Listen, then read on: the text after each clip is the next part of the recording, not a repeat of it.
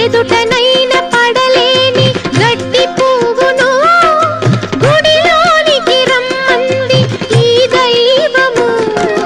మాట నోచుకొని ఒక పేదరాలిని, మాట నోచుకొని ఒక పేదరాలిని నీ గుండెలో నిలిపావు గృహలక్ష్మిగా.